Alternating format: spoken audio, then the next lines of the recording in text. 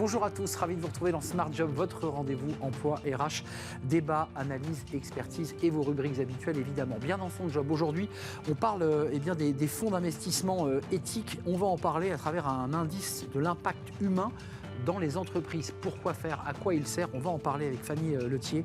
Elle est cofondatrice de Généo Capital. C'est une entrepreneuse, elle va tout nous expliquer.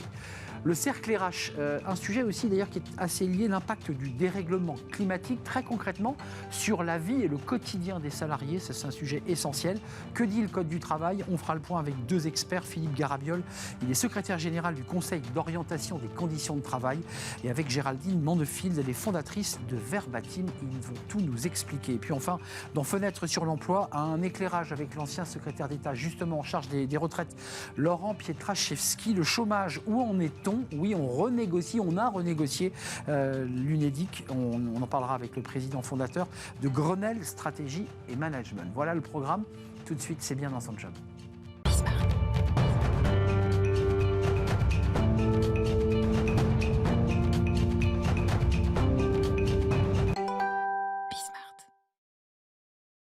Bien dans son job, on parle d'un indice de l'impact humain dans les entreprises. On va en parler avec Fanny Letier. Bonjour Fanny. Bonjour. Ravi de vous accueillir. Vous êtes cofondatrice de Généo Capital. On entend bien évidemment dans votre présence Capital, c'est un fonds. Généo est un fonds qui investit dans des entreprises. Arrêtez-moi si je me trompe.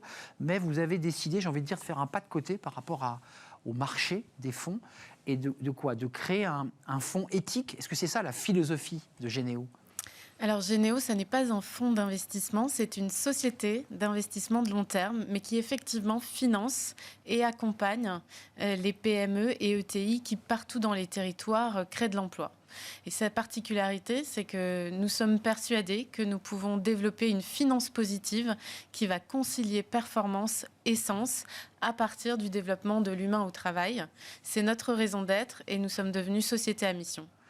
Quand je dis pas de côté, parce que quand on regarde les fonds ou les sociétés d'investissement, parce qu'on voit bien la différence, certaines sont fléchées sur de l'investissement rentable à court terme. Vous dites, c'est de l'investissement à long terme. Oui, c'est très important. On est persuadé que pour fabriquer des champions européens et internationaux à partir de la France, à partir de toutes ces pépites qui sont dans nos territoires, ces PME, ces ETI, eh bien en fait, il faut pouvoir apporter un cadre de long terme qui apporte de la sérénité et qui va nous permettre de travailler en profondeur sur des problématiques d'innovation, d'internationalisation, de croissance externe. Mais le premier des facteurs pour réussir tout ça, réussir aussi sa transition vers plus de durabilité, eh bien c'est le facteur humain qui va être la clé du sens de l'entreprise et la clé aussi de sa performance. Alors, tournons-nous vers cet indice de l'impact. Ça, c'est intéressant. C'est l'idée que vos clients, les entreprises dans lesquelles vous allez investir, vous allez aussi les accompagner avec cet indice de l'impact. C'est quoi? C'est un questionnaire sur plein de sujets, l'humain, l'environnement, le social. C'est quoi cet indice? Oui, c'est un peu l'empreinte humaine de l'entreprise. Finalement, quand on regarde cette société, où est-ce qu'elle en est en termes d'employabilité, de mobilité, de diversité, de santé au travail, d'engagement, de climat social, de partage de la valeur aussi avec les salariés et puis de gouvernance. Et à partir de là, de ce point de départ, qu'il ne s'agit pas de juger, parce que suivant les secteurs, c'est plus ou moins... Donc on ne va pas tomber dans la notation. Mais à partir de cette empreinte, finalement, comment on peut construire une boussole sociale, comment on peut construire une feuille de route qui va permettre de développer l'humain au travail. Vous avez accompagné Harmonie Mutuelle, je les cite parce que c'est un des éléments de communication que vous portez. Ça leur sert à quoi, Harmonie Mutuelle, d'avoir cet indice? Vous dites que ce n'est pas une notation, mais enfin ça se matérialise comment? C'est un chiffre? C'est une graduation sur une échelle de 1 à 10? Comment ça se matérialise? Alors, c'est un indice base 100, justement, pour ne pas partir dans le jugement de valeur, et qui va en fait effectivement prendre la forme d'un radar sur 6 dimensions, celles que je viens de citer, la santé, le partage de la valeur, la gouvernance, l'employabilité. Et finalement, sur ces 6 dimensions, effectivement, les entreprises peuvent avoir des points forts, par exemple, une entreprise qui est très féminisée, très diversifiée dans son recrutement. Et puis, des points faibles, elle n'a pas encore beaucoup partagé la valeur, elle ne connaît pas bien les mécanismes réglementaires et financiers qui existent. Et donc, ce qu'on va faire, c'est qu'on va les accompagner en apportant du conseil, qui sont les équipes Généo, et puis aussi tout son écosystème de partenaires, notamment la société Human & Work, dans laquelle nous avons investi. Et puis, on va organiser du partage d'expérience. Du partage d'expérience parce qu'il n'y a pas de réponse toute faite. Pour développer l'humain, on est sur une matière si sensible qu'il va falloir, en fait, finalement, faire témoigner ceux qui ont réussi à débloquer certaines situations et puis ceux qui veulent effectivement progresser sur ces mêmes dimensions. Travailler avec Harmonie Mutuelle, comme avec tous ceux qui voudront rejoindre le mouvement, parce qu'on est en open source. Vous dites mouvement d'ailleurs. C'est un mouvement. Une dynamique. Voilà, de tous ceux qui croient que l'humain est le premier moteur de l'entreprise. Et plus on sera nombreux à mettre en place cet indice d'impact que l'on donne à tous ceux qui le souhaitent, eh bien, effectivement, plus on pourra faire des comparaisons par secteur. Finalement, est-ce que c'est bien d'avoir 20% de femmes dans tel secteur, 40% dans tel autre secteur? Et puis, surtout, mettre en place des partages de bonnes pratiques, c'est ce qu'on veut faire. Qu'on soit bien clair, ceux qui nous regardent, c'est de l'open data, mais en revanche, vous n'êtes pas un institut qui va permettre à toutes les entreprises de savoir si elles peuvent ou pas investir. Les données que vous traitez sont des données confidentielles. Je pense à Harmonie Mutuelle. Et si je suis investisseur, je ne m'appuie pas sur vos indices pour pouvoir investir. C'est vraiment une relation entre votre client et vous. On est bien d'accord? Absolument, absolument. On est sur une matière extrêmement sensible, extrêmement confidentielle. Les données vont être agrégées, transformées en un indice base 100, anonymisé. Et effectivement, on va pouvoir construire ensuite une base de données qui nous permet de faire des comparaisons à l'intérieur d'un même secteur et pour une même taille d'entreprise. Et vivante, parce que vous allez, j'imagine, suivre évidemment cet indice pour voir s'ils améliorent au fil du temps les indices où vous avez des faiblesses, par exemple. Voilà, l'idée, c'est un grand rendez-vous mensuel avec tous les partenaires qui auront rejoint, comme Harmonie Mutuelle, cette initiative d'ici l'année prochaine. Et puis, effectivement, augmenter le nombre d'entreprises engagées, suivre les résultats, les améliorations sur les différents axes évoqués et surtout mettre en place des plans d'action, des plans d'accompagnement que l'on va impulser avec elle. Merci Fanny Lottier d'être venue nous rendre visite sur cette société d'investissement, j'ai failli dire fonds, éthique, qui a une vraie volonté de créer un mouvement et d'embarquer tout le monde avec vous. Vous êtes la cofondatrice de Généo Capital, société qui a été créée en 2019, si je ne m'abuse. Absolument. Merci de nous avoir rendu visite. On tourne une page, c'est le cercle RH. On s'intéresse à la santé des salariés. Alors c'est un sujet classique parce que c'est évidemment contenu dans le Code du travail, la protection des salariés, mais la santé, eu égard au climat, aux enjeux climatiques, au réchauffement climatique. Que dit le droit? Que dit la loi? Que doit faire l'entreprise? On va répondre à toutes ces questions. C'est le cercle RH et c'est juste après le jingle.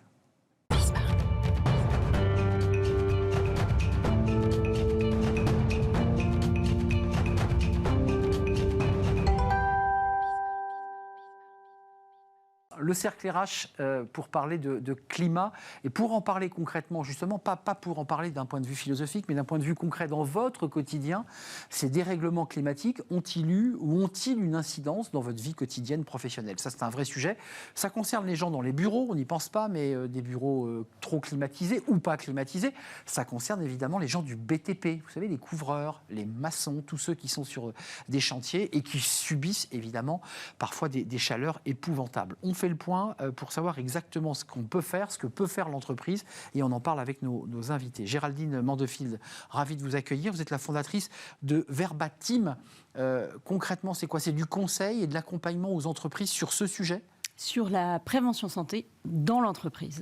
Préventeur, on dit préventeur ou pas? On dit plein de choses. Ce qui est important, c'est de faire des actions qui servent à quelque chose dans l'entreprise. C'est pas le mot qui compte, c'est l'action. Ouais.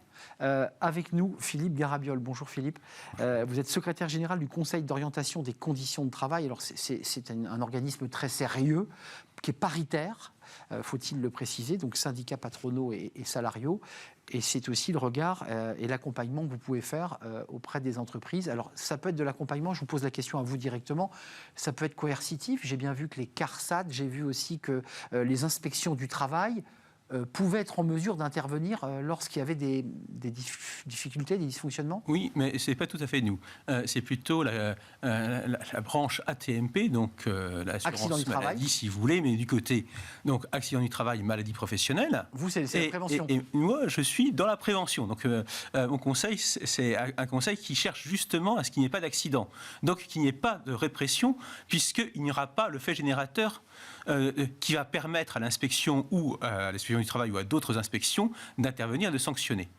Cela dit, je précise aussi que les inspecteurs, que ce soit des inspecteurs CARSAT ou de travail, ont un rôle aussi de médiation et un rôle aussi de prévention.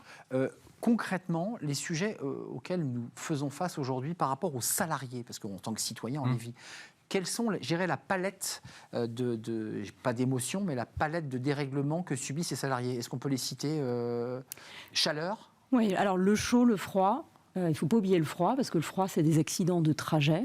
Le chaud, c'est de la fatigue, c'est de l'épuisement, donc ça peut être une baisse de vigilance. Des évanouissements? Voilà. Ça peut être, n'oublions pas la pollution. L'OMS dit qu'un quart des maladies chroniques sont dues à des sujets environnementaux. Et là-dedans, la pollution est un des premiers facteurs. Et puis, n'oublions pas les moustiques, les nouveaux moustiques qui arrivent. Chikungunya? Ouais, dingue. Et puis, n'oublions pas aussi les risques psychologiques, la fameuse éco-anxiété dont on commence à beaucoup parler. Et voilà la panoplie des risques. Vous qui êtes un organisme officiel, hein, c'est un sujet réellement pris en compte, ça, les sujets qu'on énumère là? Oui, tout à fait. J'ajouterais juste une maladie qui est possible, avec plusieurs maladies, ce sont les cancers, les cancers de la peau qui sont liés mélanome à notamment. Oui, exactement. Donc, et la baisse de vigilance, dès lors qu'il y a une forte chaleur, ça veut dire aussi plus d'accidents de la route, par exemple. Donc des accidents de trajet, mais aussi des accidents sur les machines, lorsqu'on travaille sur des machines. Enfin bon, bref, ça. Pardonnez-moi, on est en train de réfléchir aux conséquences, ou on a déjà des réalités concrètes avec des chiffres, vous qui observez. Alors, on a une augmentation de l'accidentologie liée à cela? Alors, en période de grande chaleur, on a effectivement un accroissement qu'il est difficile de quantifier parce qu'on n'a pas encore, je dirais, un recul suffisant, mais on a un accroissement effectivement des accidents. Donc le réchauffement climatique a des effets sur la santé des collaborateurs. Ça, je dirais, on part de ce principe dans l'échange que nous avons. Qu'est-ce que dit le Code du travail? Qu'est-ce que font les entreprises? Parce que c'est bien beau, le couvreur travaille dans une entreprise de 3 salariés, il y a le patron puis les 2 ouvriers. Bon, les règles de sécurité sont plus ou moins bien appliquées et en l'occurrence, ils ne connaissent pas. Qu'est-ce qu'il peut faire le patron? Il dit on ne va pas sur le chantier. Il a des délais à respecter, il faut qu'il aille bosser. Comment on fait là? Qui veut répondre? Alors, moi, j'aimerais bien qu'on prenne l'exemple du couvreur. L'impact, on va prendre des degrés, donc à 35 degrés, tout le monde va être d'accord que ça devient dangereux. Maintenant, à 27 degrés, ça devient dangereux pour qui? Parce que l'impact, il n'est pas le même si j'ai 25 ans en bonne santé et si j'ai 50 ans, une pathologie cardiaque, que je fume et que je bois un petit peu. Et ben là, il y a de la vraie pénibilité et là, le risque, il est vraiment accru. Donc ça fait beaucoup de paramètres à gérer d'un coup. Ça fait beaucoup de paramètres à gérer. Mais concrètement, de votre côté, vous faites de la prévention secondaire, et on évoquait, et primaire, évidemment. Mais ça, c'est des cas typiques. Les gens du BTP, les couvreurs, ceux qui sont dehors, mais le patron ne leur dit pas, attendez, il fait 35, on arrête le chantier, puis on rentre chez soi. C'est compliqué. Donc, il y a une vraie question. C'est que faire en tant que patron? Que faire aussi au sein d'une branche? Parce qu'on appartient à une branche. Là, en l'occurrence, prenons cet exemple-là, c'est d'abord des horaires décalés. Fondamentalement, si on peut commencer beaucoup plus tôt et finir plus tôt aussi, on peut peut-être diminuer... Ça se fait en Espagne, ça se fait dans... Oui, exactement, dans beaucoup de pays. Donc il faut que ce soit accepté, donc il faut qu'il y ait une dérogation. Cette dérogation, elle se négocie. Il ne faut pas oublier que le changement d'organisation qui est lié au changement climatique, ça doit être un changement partenarial. C'est-à-dire que ce sont les employeurs et les syndicats représentatifs qui doivent négocier. Ça, c'est le premier point. Mais ensuite, il peut y avoir aussi des EPI. Donc, les établissements publics. Non, les protections, les équipements de protection. Les protections individuelles. Les chaussures de sécurité. Tout ce qui est harnais, protection. Non, mais pas simplement ça. C'est aussi des vêtements. Des vêtements qui sont plus légers, plus protecteurs. C'est le cas échéant des exosquelettes. Donc, ce qui peut diminuer la charge. Donc, l'idée, c'est de diminuer la pénibilité au travail du travailleur qui est exposé physiquement en forte chaleur pour que son organisme, finalement, résiste mieux. Sans compter qu'il y a quand même des obligations de l'employeur qui sont présentes. La protection du salarié. Oui, et notamment, enfin, je le rappelle, parce que ça existe déjà, son obligation, par exemple, à fournir autant d'eau que nécessaire pour le travailleur qui travaille à l'extérieur. Un mot quand même, parce que moi je me souviens des ouvriers qui l'hiver disaient je ne peux pas faire monter les parpaings parce qu'il fait trop froid. Et c'est une règle qui était usitée chez tous les artisans. Le Code du travail indique quand même quelques cadres, avant même qu'il y ait eu des règlements climatiques. L'employeur, il a vraiment, par la loi, il doit protéger la santé et la sécurité des salariés. Mais maintenant, il y a une question de pédagogie et de maîtrise de ces nouveaux risques. Moi, j'aime bien l'exemple dans les EPI des chaussures de protection individuelle. L'employeur, il sait très bien ce qui va se passer si ses salariés ne vont pas mettre les chaussures. Parce qu'il fait très chaud, ou l'épaisseur d'un vêtement et d'un bleu de travail. Mais maintenant, je ne sais pas si vous connaissez l'exemple du mélanome, donc du cancer de la peau du bras gauche du camionneur, histoire de... Voilà, en France. C'est réel ou là, on est dans l'anecdote? Alors, on est dans l'anecdote parce que je trouve qu'elle est un peu déportée maintenant, ou alors le dessus de l'oreille pour les marins. Voilà, c'est des exemples qui sont moins compris, parce qu'en fait, on comprend assez bien la chaussure, on comprend moins bien demain l'impact du soleil sur la peau. Et en fait, pourquoi c'est à l'employeur d'aller jusque-là? C'est exactement ce que j'allais vous demander. Est-ce que c'est une maladie professionnelle? C'est exactement ça le sujet. Il faut qu'il en prenne conscience au même titre que la chaussure, que l'équipement avec les manches longues qui ne sont pas trop pénibles à porter. Qu'il adapte au plus près. Mais je suis chef d'entreprise, je dirige une petite PME. Moi, je vous réponds quand même assez gentiment que c'est quand même pas moi qui suis la cause du réchauffement climatique. Enfin, je le subis tout autant que les salariés que j'envoie sur le terrain. Enfin, qu'est-ce que dit l'organisme que vous représentez? Parce que là, c'est un casse-tête. Donc l'organisme représente aussi bien les employeurs que les salariés. Oui, il est paritaire. Il est paritaire. Et il y a aussi le ministère du Travail, le ministère de l'Agriculture et les préventeurs. Et en fait, la réponse, elle est unique. C'est-à-dire que c'est à l'employeur, dans sa capacité d'employeur, de prévenir le risque. C'est pour ça aussi qu'il y a un DURP qui existe. Document unique d'évaluation des risques professionnels. Exactement. Et ce document, il fait foi. Non, justement, tout le monde ne l'a pas. Tout le monde devrait l'avoir. C'est une obligation. C'est une obligation. Voilà. Donc c'est une obligation qui est très forte. Il y a outre les DURP, des fiches qui sont produites avec l'aide des services de prévention et de santé au travail, qui ont un rôle véritablement de prévention auprès des employeurs. Et l'objectif, c'est effectivement d'éviter qu'un incident survienne. Mais excusez-moi, on dit à un couvreur, mets ta crème solaire, n'oublie pas ta bouteille d'eau, on se croirait à la plage avec nos enfants. Jusqu'où va le chef d'entreprise? C'est son obligation. C'est son obligation. Il y a de l'obligation, c'est bien de le rappeler. Nous, on aime bien aussi le prendre par des questions d'efficacité de l'entreprise. Oui, aussi. Si elle ne fait pas ça, dire qu'est-ce que je vais perdre en arrêt de travail? Je vais avoir des arrêts de travail de courte durée et de longue durée en fonction des pathologies. Bien sûr. Et en fait, c'est pas que du réglementaire. Il faut que l'entreprise comprenne aussi que l'efficacité de son entreprise, son outil de travail, il va baisser. Précisons, elle devait déjà le faire auparavant dans le cadre du Code du travail. Mais les choses se sont amplifiées avec le dérèglement. Je vais préciser les choses à ma manière, et avec le côté plutôt face de la productivité. C'est-à-dire qu'en fait, si vous faites attention à vos salariés, les salariés font attention à l'employeur. C'est un peu ça. Et lorsque on est dans une petite boîte de BTP, l'employeur, il court les mêmes risques que ses compagnons de travail. Et ils travaillent en général sur le chantier. Exactement. Donc il a vraiment besoin, lui aussi, d'être aidé et de bien comprendre ce qu'il faut faire. Donc je crois qu'il y a vraiment, sur ce point-là, une compréhension globale des risques qui peuvent apparaître. Le tout, c'est de comprendre à partir de quel niveau de risque on se trouve. Oui. C'est surtout ça. Mais à quel moment on dit stop? À quel moment un patron dit on n'y va pas? Oui, et à quel moment on dit non, mais là franchement, on prend nos précautions. C'est pas évident, parce que en général, il y a de l'autonomie, puis de la bonne entente. Donc, c'est vrai. On aime bien se mettre torse nu, éventuellement. On le voit sur les chantiers. On le voit sur le chantier, et tout le monde se met torse nu parce que, justement, non, il faut pas. Voilà. Non, attendez, ça veut dire que vous, organisme paritaire, mais aussi vous, Verbatim, vous devez aller dans les entreprises. Il y a des préventeurs qui doivent faire quoi? Des réunions pédagogiques, d'expliquer aux ouvriers, aux salariés. Tu peux pas être torse nu, même si tu as un très joli corps et que tu as envie de le montrer quand on passe en voiture. Est-ce que tout ça, c'est inclus dans le débat que vous... Je pense qu'on se rejoint, c'est un risque émergent qui va s'amplifier. Je pense que ça, il n'y a pas de débat.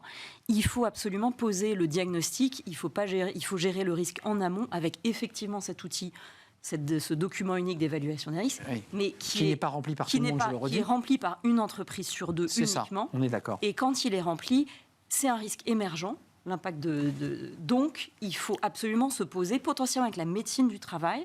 Moi, j'insiste là-dessus, parce que 35 degrés ou 27 degrés, ça n'aura pas le même impact pour un salarié qui est jeune, en bonne santé, avec un salarié qui a un état de santé dégradé. J'avais mis une question, et le débat malheureusement se termine, mais un mot.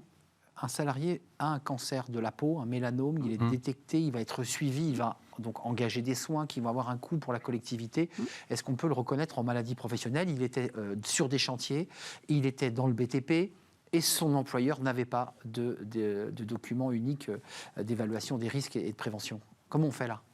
C'est la Sécu. Répondez. C'est la Sécu qui fait côté assureur. C'est trop difficile de répondre parce qu'il y a une question d'état de santé individuel, donc ça va vraiment dépendre de beaucoup de choses. Ce qui est sûr, c'est que dans tous les cas, il y a un alignement d'intérêts entre le salarié, les pouvoirs publics et l'employeur pour éviter ces cas.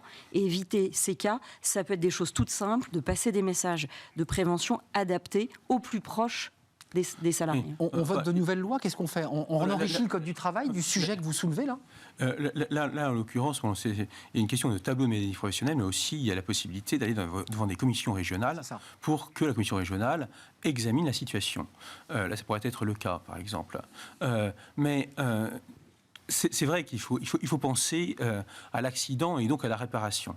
Cela dit, j'insiste sur le fait que là, on est sur des risques émergents, effectivement, et que le risque émergent dit pouvoir travailler tous ensemble pour prévenir ce risque. Là, on en est là. Je veux dire que et le CESE. Alors, je tiens avant de terminer que le CESE, donc le Comité économique, social et environnemental, a adopté à l'unanimité un avis relatif au changement climatique et aux conditions de travail qui fait foi et où il y a différentes propositions, différentes orientations qui font consensus.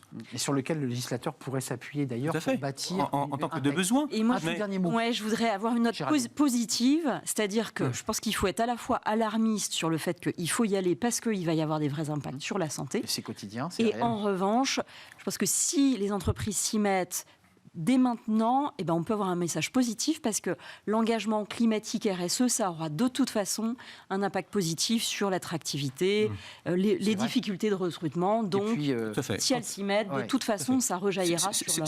Oui, c'est exactement ce que je voulais dire. C'est-à-dire que d'abord et avant tout, c'est une affaire de négociation, de partenariat social, avec l'idée qu'on protège les salariés et que protéger les salariés, ça fait corporate actuellement. Exactement. Et c'est vraiment corporate. Je sens dans votre bouche le mot corporate qui est peut-être un petit peu péjoratif, mais on n'ouvre pas le débat. Pas du tout. Merci à vous deux. C'est un sujet qu'on a voulu traiter parce qu'on est au début de quelque chose. Et évidemment, avec les canicules, les inondations et tous les sujets induits, c'est un sujet central. Merci à vous, Géraldine Mansfield, fondatrice Verbatim, alors en lien avec AXA, si je ne m'abuse. Oui, on est une filiale d'AXA. Filiale d'AXA, je ne l'avais pas précisé, c'est important de le dire. Les assureurs ont aussi un mot à dire. Et puis Philippe Garabiol, secrétaire général du Conseil d'orientation des conditions de travail, organisme paritaire, syndicats patronaux et salariaux qui travaillent sur cette question éminente. On termine avec Fenêtre sur l'emploi et on accueille Laurent Pietraszewski. Il va tout nous dire sur les négociations autour du chômage, parce qu'on évoque déjà de nouvelles négociations, on l'accueille, c'est Fenêtre sur l'emploi.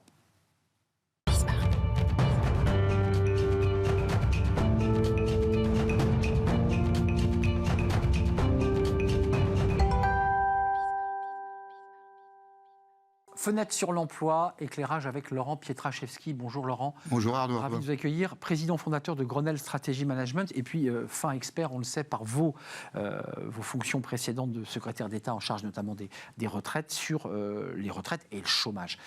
Quelques mots sur ce qui est en train de se passer. Il y a eu un accord signé, alors ça a été compliqué, l'accouchement a été compliqué, mais un accord entre partenaires sociaux pour de nouveau se mettre d'accord sur cette assurance chômage. On se souvient qu'à une époque, l'État avait repris le dossier en main. Là, les partenaires sociaux ont négocié. C'est quoi ? Ça veut dire quoi ? Ça veut dire que notre dialogue social se porte plutôt bien après quand même une tension forte autour des retraites ? C'est vrai, on pourrait d'abord dire ça, c'est qu'on pourrait donner un bon point au paritarisme, au dialogue social. Mais sur le fond, ce débat qu'il y a autour de cette nouvelle convention UNEDIC, Pôle emploi, ça reflète bien une forme d'opposition entre les tenants de notre système assurantiel, bismarckien, je dirais, et puis ceux qui voudraient peut-être une présence de l'État. Et donc, on voit bien là le rapport de force qui se construit entre les partenaires sociaux et le gouvernement en la matière. Mais, comme vous aviez posé la question dès le début, disons que pour l'instant, les partenaires sociaux ont marqué le premier point. Quand même, cette question de l'UNEDIC et de la réforme de l'UNEDIC, le chômage est réformé très régulièrement depuis quelques années. Oui. On réforme et ça se passe bien d'ailleurs. C'est vrai. Les caisses sont plutôt pleines. Oui, en ce moment, elles sont plutôt pleines, mais pour une raison simple, c'est que le gouvernement porte des politiques depuis 2017 qui ont du résultat. Enfin, si on se souvient un peu de l'histoire, moi je fais plutôt partie de la génération de ceux qui ont connu un chômage structurel autour de 9-10%. Ouais, ça 10, ouais. On voit bien que les évolutions quand même politiques qui ont été mises en place, alors on peut être d'accord ou pas d'accord, mais enfin en réalité, fait baisser le chômage. on fait baisser le chômage. Et que dans toutes ces actions, il y a eu aussi une action portée par Muriel Pénicaud en 2019 qui avait proposé de transformer le mode d'indemnisation du chômage, notamment parce que ça facilitait ce qu'on appelait la permittence. Je ne sais pas si vous vous souvenez, Arnaud Ardouin, mais en fait, au final, c'est qu'on gagnait plus sa vie à alterner de l'intérim et du chômage qu'à choisir un CDI, notamment dans le bâtiment, par exemple. Bon, voilà, les choses ont changé en 2019. Ouais, sur les CDD notamment. Voilà, sur les CDD notamment, et c'était là à la main du gouvernement, parce que là, les partenaires sociaux n'avaient pas tenu la lettre de cadrage de Muriel Pénicaud, et c'était le gouvernement qui avait pris la main. Alors, il y a cette convention UNEDIC, les partenaires sociaux se sont mis d'accord, bientôt elle sera officialisée, mais il y a un autre sujet qui monte, c'était la une du Monde il y a quelques jours, les réformes d'Emmanuel Macron, réformes économiques, un peu contrecarrées par un chômage qui de nouveau remonte. Qu'est-ce que va demander une nouvelle fois le gouvernement ? Certains évoquent déjà l'idée qu'il faut refaire une réforme de l'assurance chômage. Il faut la refaire ou pas, cette réforme ? Tous les 6 mois, on a une réforme. Oui, alors le gouvernement a déjà quand même intégré dans sa réforme de 2019 le fait qu'on était mieux indemnisé lorsque l'économie allait mal et donc le marché de l'emploi était difficile, et moins bien indemnisé, notamment dans le temps. Quand je dis moins bien ou mieux, c'est surtout la durée d'indemnisation qui évolue. Bonus-malus, et donc, ouais, c'est ça. En fait, c'est un coefficient, si vous voulez, qui s'applique. Vous êtes moins indemnisé lorsque le marché de l'emploi est très favorable aux demandeurs d'emploi, puisqu'il y a toute logique de pouvoir retrouver un job. Là, aujourd'hui, et vous êtes indemnisé plus dans la durée quand le marché de l'emploi est difficile. Là, il est quand même encore très favorable. On est autour de 7,3, 7,5%. Je rappelle qu'il y a plus de 6 ans, c'était quasiment 10% le taux de chômage dans notre pays. Qu'est-ce que demande, avant de nous quitter, qu'est-ce que demande le gouvernement aux partenaires sociaux ? Parce que c'est pas une négociation libre. Il y a un cadre. C'est vrai, ils cadrent. Ils reçoivent des documents. Oui, mais vous avez raison. Ils cadrent par cette fameuse lettre de cadrage. D'ailleurs, c'est là où les partenaires sociaux créent un peu le rapport de force. Cette année, la lettre de cadrage est arrivée fin juillet. Ils ont contesté les partenaires sociaux qui gèrent l'UNEDIC, puisque nous avons ce pilotage, ce paritarisme de gestion autour de l'assurance chômage. Ils ont contesté les chiffres du gouvernement et sur le fond, ils n'ont pas d'ailleurs tout à fait répondu à toutes les attentes d'Olivier Dussopt. Moi, je vois quand même la question toujours posée. La convention a été très largement signée, puisque si on met au côté CGC et CGT ne signeront pas, mais toutes les OP ont signé, et donc une majorité des OS. Mais il y avait des points précis. Dans ce cadrage, il fallait aussi travailler sur les seniors, et là, les partenaires sociaux ont éludé le sujet. Alors, ils ont accusé réception de la demande d'économie qui était faite de la part du gouvernement, mais ils ont envoyé ça à leur négociation senior. Donc, concrètement, ils n'ont rien produit en la matière. Et puis, il y a un deuxième sujet. Vous vous souvenez que le gouvernement s'était aussi posé la question de la performance économique de l'UNEDIC, notamment quand le chômage est faible. Et donc, il avait demandé à l'UNEDIC de participer financièrement à hauteur de 2 milliards par an à l'action de France Travail. Et là encore, on ne sera pas tout à fait au rendez-vous. Venez nous reparler de France Travail, peut-être dans votre prochaine chronique, parce que c'est ce qui se pointe le bout de son nez en janvier prochain. La loi a été votée. C'est un vrai plaisir de vous accueillir.